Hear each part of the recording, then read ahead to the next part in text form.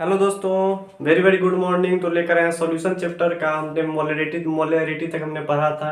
तो मोलैरिटी से आगे हम आज बात करेंगे हम, ठीक है। आज हम बात करेंगे डाइल्यूशन लॉ के बारे में, ठीक है, मिक्सचर ऑफ सॉल्यूशन के बारे में, ठीक है, मोलैरिटी के बारे में और नॉर्मलिटी के बारे में। तो कोशिश करेंगे इस टॉपिक को आज हम खत्म करेंगे। तो चलिए स्टार्ट करते हैं। ये कंप्लीट लेक्चर होने वाला है, ठीक है। तो चलिए, हमने पिछले क्लास में बात किया था मोलैरिटी के बारे में। मोलैरिटी क्या होता है? How much number of solid present in unit litre of the solution. 1 litre solution के अंदर में कितना हमने सॉलिड का नंबर ऑफ मोल डाला है, दैट इज द मोलैरिटी, ठीक है। हमने कुछ न्यूमेरिकल्स भी उसमें किया था। तो आज हम बात करेंगे क्या, डाइल्यूशन लॉ। डाइल्यूशन लॉ क्या होता है इसके बारे में बात करेंगे, फिर मिक्सचर ऑफ सॉल्यूशन के बारे में बात करेंगे। तो चलिए स्टार्ट करते हैं। तो हेडिंग डालो डाइल्यूशन लॉ, ठीक है। कहीं ना कहीं मोलैरिटी का कॉन्सेप्ट यूज हुआ, इसीलिए हम पढ़ रहे हैं क्या यहाँ पे, dilution law. Dilution dilution law, what is the dilution law. इसका मतलब क्या होता है कि कोई भी अगर मतलब सॉल्यूशन के अंदर में अगर हम सॉल्वेंट का अमाउंट को अगर बढ़ा दें, ठीक है, इफ वी इस तरह से बोल सकते हैं, if we increases amount of solvent, या उसको वाटर भी आप बोल सकते हैं, ठीक है। सॉल्वेंट जनरली क्या होता है, वाटर होता है। If we increases amount of solvent at constant solute, their molarity of the solution, their molarity of final solution decreases। मतलब कहीं ना कहीं क्या होता है, गाढ़ापन क्या होता है, कम हो जाता है। जैसे मैंने कोई भी शरबत को हमने तैयार किया है, ठीक है, अगर सॉल्यूट का अमाउंट हमने सेम अगर रखा है और उसमें अगर हम पानी डाल देंगे तो क्या हो जाएगा, एक्चुअल में मोलैरिटी कम हो जाएगा। कैसे कम हो जाएगा? तो मोलैरिटी का डेफिनेशन ही होता है कि 1 लीटर सॉल्यूशन के अंदर में कितना हमने सॉल्यूट डाला है, ठीक है। अगर जैसे मैंने बोला, इस फॉर एग्जांपल ले लो यहाँ पे, जैसे मैंने एक कंटेनर रखा है, ठीक है। यहाँ पे इसमें क्या है, पानी है। पानी में क्या रखा हमने, शुगर रखा है। क्या रखा है, चीनी, ठीक है। शुगर का जो मोल हमने क्या बोला यहाँ पे, n के बराबर। कितना नंबर ऑफ मोल है, n के बराबर, ठीक है। इसका इस सॉल्यूशन का मोलैरिटी कितना है, मान लो हमने क्या बोला, m1 के बराबर है। इसका वॉल्यूम क्या है, मान लो यहाँ पे क्या है, v1 के बराबर। सिमिलरली जब इसी कंटेनर के अंदर में क्या करेंगे, हम पानी ऐड कर देंगे। क्या करेंगे हम, सॉल्यूशन के अंदर में बस यही सॉल्यूशन था हमारा, इसमें हमने क्या किया, वाटर को ऐड कर दिया। वाटर को क्या कर दिया हमने, ऐड कर दिया। जैसे ही वाटर को ऐड करेंगे तो क्या हो जाएगा, इसका कंसंट्रेशन डिक्रीज कर जाएगा, यानी कहीं ना कहीं मोलैरिटी क्या हो जाएगा, डिक्रीज कर जाएगा। इसी को बोलते हैं डाइल्यूशन लॉ। कोई भी तो सॉल्यूशन है, सॉल्यूशन में अगर हमने पानी डाल दिया तो ओवरऑल क्या हो जाएगा, मोलैरिटी डिक्रीज कर जाएगा। इसके बारे में बात करेंगे, ठीक है। यही क्या है, dilution law. If we increases amount of solvent, अगर हम कोई भी सॉल्यूशन के अंदर में सॉल्वेंट का अमाउंट को बढ़ा दे रहे हैं, ठीक है, कांस्टेंट सॉल्यूट को कांस्टेंट रखेंगे, सॉल्यूट को चेंज नहीं करेंगे। Their molarity of final solution decreases, final solution का जो मोलैरिटी होगा वो क्या करेगा, डिक्रीज कर जाएगा। जैसे मैंने यही सॉल्यूशन था, सॉल्यूशन हमने क्या किया, वाटर को ऐड कर दिया। क्या ऐड कर दिया, वाटर को ऐड कर दिया, तो इसका वॉल्यूम बढ़ जाएगा। तो वॉल्यूम हमने क्या बोला, V2 के बराबर हो जाएगा। अब मोलैरिटी क्या हो जाएगा, हमको पता है कि मोलैरिटी क्या होता है, डिक्रीज करता है। कंसंट्रेशन क्या करता है, डिक्रीज करता है। तो मोलैरिटी क्या हो जाएगा, मान लो यहाँ से M2 के बराबर होगा। लेकिन यहाँ पे जो number of moles of solute है, चीनी का जो अमाउंट है, अभी भी क्या रहेगा, Na के बराबर रहना है, ठीक है। तो डाइल्यूशन लॉ का इक्वेशन यहाँ से बनाएंगे हम। इसका जो लिखेंगे हम, जैसे बोलते हैं हम लोग, मोलैरिटी बराबर M1 बराबर क्या हो जाएगा, number of moles of solute upon volume of solution. इसको V1 दे दिया हमने, ठीक है। यहाँ से लिख सकते हैं हम N बराबर M1 इंटू V1। इस तरह से N बराबर क्या लिख सकते हैं हम, N बराबर M1 इंटू V1। सिमिलरली यहाँ पे क्या लिख सकते हैं हम, मोलैरिटी M2 बराबर क्या हो जाएगा, number of moles of solute upon volume of solution V2 के बराबर। तो N क्या हो जाएगा, number of moles of solute बराबर क्या लिख सकते हैं, M2 इंटू V2, ठीक है। तो देखो, तो दोनों केस में क्या है, number of moles of solute क्या है, सेम है। दोनों के क्या LHS सेम है। तो बोलो, दोनों का LHS अगर सेम है तो RHS भी क्या होगा, सेम होगा। इसको इक्वेशन फर्स्ट मान लेते हैं, तो इसको क्या मानेंगे, इक्वेशन सेकंड। अब दोनों क्या कर दो, इक्वेट कर दो। इक्वेशन फर्स्ट एंड सेकंड दोनों क्या करो, बराबर कर दो। दोनों का LHS बराबर, तो क्या हो जाएगा, RHS क्या हो जाएगा, यहाँ पर बराबर हो जाएगा। तो क्या हो जाएगा, M1 V1 बराबर क्या लिख सकते हैं यहाँ पे, M2 V2, ठीक है। तो कभी भी डाइल्यूशन लॉ होगा, इस तरह का केस कभी भी बनेगा कि कोई भी सॉल्यूशन के अंदर अगर बाहर से कोई भी सॉल्वेंट को अगर ऐड कर रहे हैं तो ये वाला इक्वेशन लगाना है, ठीक है। M1 V1 बराबर M2 V2। पानी जैसे ही डालेंगे तो क्या हुआ, ये मोलैरिटी क्या हो जाता है, डिक्रीज हो जाता है, ठीक है। इस तरह से तुमको क्वेश्चन पूछा, कोई भी सॉल्यूशन है, उसमें क्या किया, हमने सॉल्वेंट का अमाउंट को बढ़ा दिया। नंबर ऑफ मोल्स ऑफ क्या सॉल्यूट है, तो बताओ मोलैरिटी क्या होगा। तो इसमें क्या इक्वेशन लगाना है, m1v1 बराबर m2v2। इस इक्वेशन में क्या बोलते हैं हम लोग, डाइल्यूशन लॉ इक्वेशन बोलते हैं। क्या बोलते हैं इसको हम, डाइल्यूशन लॉ इक्वेशन। क्या बोलते हैं, डाइल्यूशन लॉ इक्वेशन। तो चलिए इसमें कुछ न्यूमेरिकल करते हैं, फिर आगे बात करेंगे मिक्सचर ऑफ सॉल्यूशन के बारे में।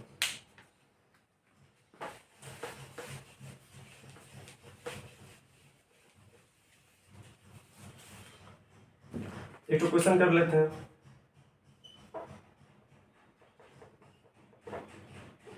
if a solution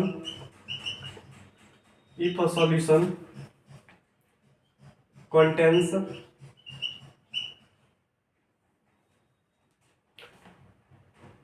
3 molar and volume is, मान लो वॉल्यूम इज मान लो 3 के बराबर, ठीक है, ये भी कहीं कहीं 3 लीटर के बराबर है। If we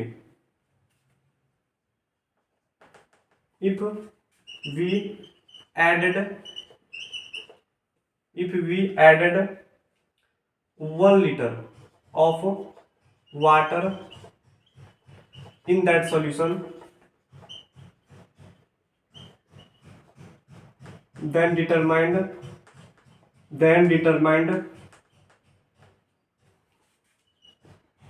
final molarity. क्या बोला हमने, फाइनल मोलैरिटी डिटरमाइंड करो। मतलब इनिशियल मोलैरिटी दिया हुआ, इनिशियल वॉल्यूम दिया हुआ, उसमें हमने जो पानी मिला दिया, तो बताओ उसका मोलैरिटी क्या हुआ। तो बस यही इक्वेशन लगाएंगे हम, from dilution law equation. Dilution law equation क्या बोलते, जैसे ही हम पानी बढ़ाएंगे कोई भी सॉल्यूशन के अंदर में, तो कंसंट्रेशन क्या होगा, डिक्रीज करेगा। इक्वेशन क्या बताया वहाँ पे, m1v1 बराबर क्या हो जाएगा, m2v2। If a solution contains 3 molar, मतलब मोलैरिटी कितना दिया हुआ 3 के बराबर, वॉल्यूम कितना है 3 लीटर के बराबर है।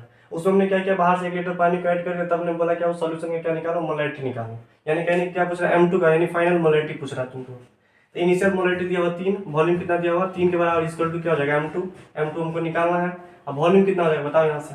तो पहले कितना था 3 के बराबर, अब इसमें क्या किया 1 लीटर में पानी ऐड किया था, कितना हो जाएगा 4 के बराबर। तो यहाँ पे m2 निकाल लो, यहाँ से क्या हो जाएगा 3 3 9/4, 4 दूना 8, 4 दूना 8, एक हो जाएगा 4 दूना 8, यानी कहीं ना कहीं 2.2 के बराबर होगा।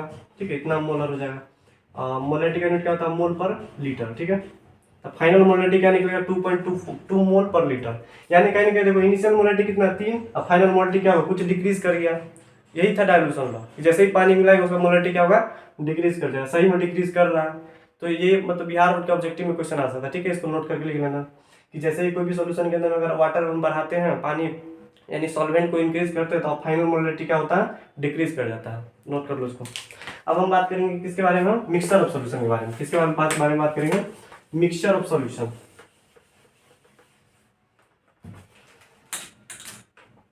Mixture of solution, mixture of solution. ठीक है, दोनों सॉल्यूशन सेम ही है। जैसे मैंने बोला ये कंटेनर हमने लिया, यहाँ पे हमने क्या किया, स्क्वायर्स हमने बनाया। क्या बनाया, स्क्वायर्स बनाया। एक तो कंटेनर और हमने लिया, उसमें भी क्या हमने बनाया, स्क्वायर्स बनाया। क्या बनाया, स्क्वायर्स, मतलब शरबत हमने बनाया। यहाँ पे मान लो दोनों दो अलग अलग आदमी, ठीक है, दोनों अलग अलग आदमी क्या बना रहा है, स्क्वायर्स बना रहा है। ठीक है, दोनों क्या है, जैसे ये इसने क्या किया, नंबर ऑफ मोल n1 रखा है, इसका नंबर ऑफ मोल क्या है यहाँ पे n2 है, मतलब number of moles of solute. ठीक है, चीनी का अमाउंट कितना n1 के बराबर है, इसका n2 के बराबर है। इसका वॉल्यूम जो है, मतलब जो पूरा का पूरा जो सॉल्यूशन बना है, मान लो वॉल्यूम v1 के बराबर है, इसका वॉल्यूम क्या होगा v2 के बराबर। दोनों अलग अलग आदमी, ठीक है, दोनों अपना अपना सॉल्यूशन बना रहा है। सॉल्यूशन सेम बना रहा है, स्क्वायर्स ये भी बना रहा है, स्क्वायर्स ये भी बना रहा है, यही होना चाहिए। जैसे अगर NaOH का सॉल्यूशन है, NaOH का सॉल्यूशन ये भी होना चाहिए। हाँ, कितना कंसंट्रेशन, कितना नंबर ऑफ मोल रहता है उससे मैटर नहीं। ठीक है, इसी को बोलते हैं मिक्सचर ऑफ सॉल्यूशन। दोनों क्या करेंगे, आप आगे जाके मिक्स कर देंगे हम। इसका मोलैरिटी क्या होगा, m1 के बराबर। हमको पता है जब वॉल्यूम चेंज होगा तो मोलैरिटी भी क्या होता है, चेंज होता है। इसका मोलैरिटी क्या हो जाएगा, m2 के बराबर। हमने क्या किया, दोनों को क्या किया, एक तो कंटेनर में ले जाकर क्या किया, पटक दिया। ठीक है, अब हमने क्या बोला, जो इस कंटेनर में जो हमने दोनों सॉल्यूशन को जब प्लेस कर दिया जाके हम, तो इसका क्या बताओ तुम, मोलैरिटी निकालो। क्या बताओ, फाइनल मोलैरिटी क्या होगा। तो फाइनल मोलैरिटी हमको निकालना, यही हमको निकालना है। ठीक है, तो मोलैरिटी फाइनल क्या होगा, यहाँ पर लिख देते हैं। मोलैरिटी फाइनल क्या हो जाएगा बताओ तुम यहाँ से। तो हमको पता है मोलैरिटी बराबर क्या होता है, number of moles of solute. ऊपर में क्या लिखेंगे हम, नंबर ऑफ, यानी क्या लिखना है यहाँ पर, टोटल नंबर ऑफ मोल निकलना। क्या लिखना है यहाँ पर, total number of moles of solute upon क्या हो जाएगा यहाँ पे, टोटल वॉल्यूम। क्या लिखेंगे हम, टोटल वॉल्यूम लिखेंगे, क्योंकि दो दो दो कंटेनर को ऐड कर रहे हैं हम। तो टोटल नंबर ऑफ मोल लिखो यहाँ पे, कितना हो जाएगा नंबर ऑफ मोल। तो चीनी का अमाउंट 50 ग्राम इसमें, 50 का 100 ग्राम इसमें, तो दोनों मिला के तो 150 ग्राम होगा ना। यानी कहीं ना कहीं क्या लिख सकते हैं यहाँ पे, N1 plus N2 number of mole total निकल जाएगा, ये NT लिखेंगे इसको हम, ठीक है। अब मोल अगर मान लो वॉल्यूम के बारे में बात करें तो टोटल वॉल्यूम कितना हो जाएगा, टोटल वॉल्यूम भी टोटल बराबर क्या हो जाएगा यहाँ पे V1 प्लस V2। यहाँ पुट कर दो वैल्यू को, total number of mole of solid कितना है बताओ यहाँ से, N1 प्लस N2। अब वॉल्यूम कितना हो जाएगा V1 प्लस V2, ठीक है। N1 की जगह पे क्या लिख सकते हैं बताओ, अगर यहाँ पे इसका मोलरिटी अगर निकाल लें हम, तो M1 बराबर क्या लिख सकते हैं बताओ यहाँ से, N1 बटा V1। तो यहाँ से क्या लिख सकते हैं, N1 बराबर क्या लिख सकते हैं यहाँ पे, M1 इंटू V1। सिमिलरली यहाँ पे क्या लिख सकते हैं, N2 बराबर क्या लिख सकते हैं, M2 इंटू V2। तो ये दोनों वैल्यू ले जाकर क्या करेंगे हम, इसमें जाकर पुट कर दो, इसमें जाकर पुट कर दे। तो बताओ N1 का वैल्यू क्या हो सकता है यहाँ पे, M1 into V1 plus N2 का वैल्यू क्या लिख सकते हैं यहाँ पे, M2 इंटू V2, बट्टा में क्या हो जाएगा V1 प्लस V2। तो तुम इस फॉर्मूला से जाओ या तो ऊपर वाला फॉर्मूला जाओ, वहां से क्या निकाल लेंगे हम, mixture of molarity of mixture of solution, ठीक है।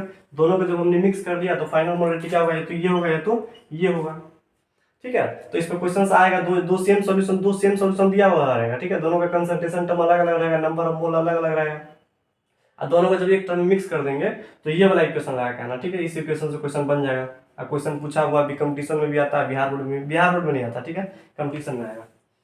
तो चलिए आगे हम बात करते हैं। इसके बाद हम बात करेंगे हम मोलैलिटी के बारे में। किसके बारे में बात करेंगे हम, मोलैलिटी हमने पढ़ लिया। अब बात करेंगे मोलैलिटी, दोनों में क्या डिफरेंस है इसके बारे में भी लिखाएंगे। तो चलिए इसको मिटाते हैं।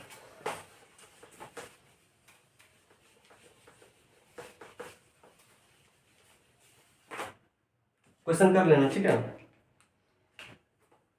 चलो अब हेडिंग डालो यहाँ पर, कितना कंसंट्रेशन टर्म है, 3 तो 5 तो शायद दिखा दे, ठीक है। हैशटैग देखो, लिख लो जो होगा सो, ठीक है। यहाँ पे क्या लिखेंगे हम, molality.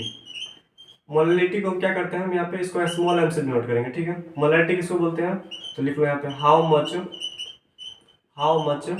Number of moles of solute present in 1 kilogram of the solvent. क्या बोला मैंने, 1 किलोग्राम ऑफ द सॉल्वेंट। दोनों में अंतर है। वहां पे हमने मोलरिटी में क्या पढ़ा था, 1 लीटर वॉल्यूम सॉल्यूशन के अंदर में कितना number of moles of solute. ये क्या बोल रहा है, 1 किलोग्राम सॉल्वेंट, सॉल्यूशन नहीं, 1 किलोग्राम सॉल्वेंट के अंदर में कितना number of moles of solute है, दैट इज द मोलरिटी। जैसे मैंने बोला क्या 5 मोलरिटी है, ठीक है। इसका मतलब क्या होगा, 5 मोल सॉल्यूट प्रेजेंट है, 5 मोल solute present in 1 kilogram of the solvent, 1 kilogram of the solvent, ठीक है। मोलैलिटी का फॉर्मूला क्या होता है बताओ यहाँ से, मोलैलिटी बराबर क्या होगा, ऊपर में क्या देंगे हम, number of moles of solute, number of moles of solute, नीचे में क्या देंगे हम, मास of solvent in kilogram, mass of solvent in kilogram, ठीक है। इसको थोड़ा और एक्सप्रेस कर सकते हैं, मोलैलिटी बराबर, अगर मान लो किलोग्राम में, जनरली मान लो जब क्वेश्चन पूछता है ना तो ग्राम में तुमको दे देगा, तो ग्राम को किलोग्राम में कन्वर्ट करना रहता है। तो क्या लिख देंगे यहाँ पे हम, given mass number of mole of solute, क्या लिख सकते हैं, गिवन मास ऑफ सॉल्यूट बटा में क्या हो जाएगा, molar mass of solute, molar mass of solute. अगर मान लो ग्राम में दिया रहेगा, देखा तो डिवाइड कर देंगे हम, 1000 बटा क्या हो जाएगा, mass of solvent in gram, mass of solvent in gram. जब ग्राम में दिया रहेगा तो जनरली हमको किलोग्राम में लेकर चलना है, ग्राम में दिया रहेगा, देखा डिवाइड करेंगे तो अपने आप क्या चला आएगा, किलोग्राम चलाएगा। इसका यूनिट क्या होता है, what is the unit of molality, तो क्या हो जाएगा, देखो यहाँ से ऊपर में क्या मोल्स, नीचे में क्या किलोग्राम, तो क्या हो जाएगा इसका यूनिट, मोलैलिटी का यूनिट क्या हो जाएगा, मोल्स पर किलोग्राम। क्या लिखेंगे हम यहाँ पे, मोल पर किलोग्राम। मोलैलिटी का क्या था वहाँ पे, मोल पर लीटर, ठीक है। ये क्या है, टेम्परेचर डिपेंडेंट टर्म में इंडिपेंडेंट, इसमें वॉल्यूम टर्म आ नहीं रहा था, क्या जो टेम्परेचर इंडिपेंडेंट होगा, टेम्परेचर पर डिपेंड नहीं करेगा। ये हमने शुरू क्लास में ही बताया था, टेम्परेचर क्या होता है, इंडिपेंडेंट होगा, ये टेम्परेचर पर डिपेंड नहीं करेगा, because of absent in volume, यहाँ पे वॉल्यूम है ही नहीं। चलिए इसमें कुछ क्वेश्चन करते हैं, तो इसको मिटाते हैं।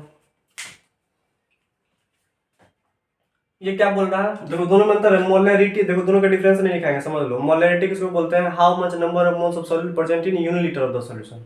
1 लीटर सॉल्यूशन के अंदर कितना number of moles of solute है, that is the molarity. Molarity जो पिछले क्लास में हमने पढ़ के आया था, आज हम पढ़ रहे हैं molarity. How much number of moles of solute present in 1 kilogram of the solvent, not solution, 1 kilogram of the solvent. वहां पर क्या था, वॉल्यूम ऑफ सॉल्यूशन था, यहाँ पे क्या लिखा हमने, मास ऑफ सॉल्वेंट। दोनों में डिफरेंस है, ठीक है। ये हमेशा किस में रखना है, किलोग्राम में। अगर ग्राम में दिया रहेगा तो खर्च क्या करेंगे, डिवाइड करके किलोग्राम में ले आएंगे उसको हम। तो चलिए क्वेश्चन करते हैं इसमें।